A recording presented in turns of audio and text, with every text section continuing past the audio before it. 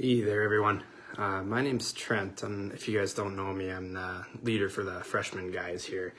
And tonight I just wanted to read through and kind of give you guys my thoughts on Colossians 1, verses 15 through 22.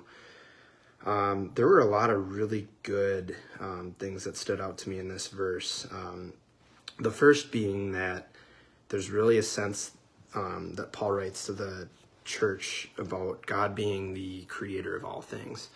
And I think especially in this time of uncertainty where we have a lot of changes going on in our lives, I love that Paul writes that Christ is the head of the church and through him holds all things together.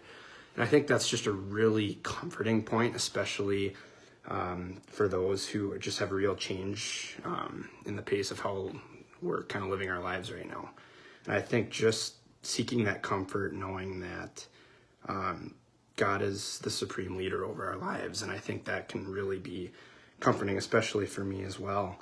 The other big point that I pulled from this passage was that because of what Christ did for us and dying on the cross, that we are now holy in the sight of God.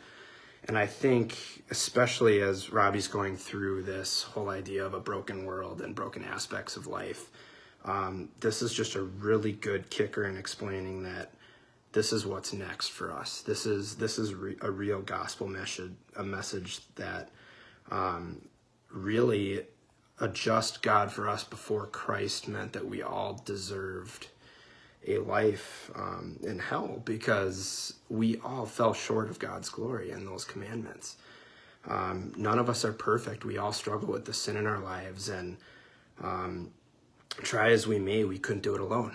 And I think this really is an important passage just explaining that through Christ, that new covenant that was established for what he did for our sins made us not only go from sinful, but helped us become holy in the sight of God. And I just think that's outstanding.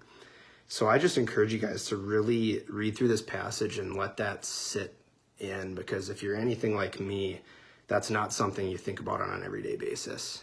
That is something that takes me time to really sit down and chew through and really sit back and think through that. So just encourage you guys to really be joyful in knowing that we serve a God that loved us that much that he was able to send his son to do what he did just so that we may be righteous in his eyes. So I wish you guys the best of luck this week as you go through the rest of your week. Have a good one.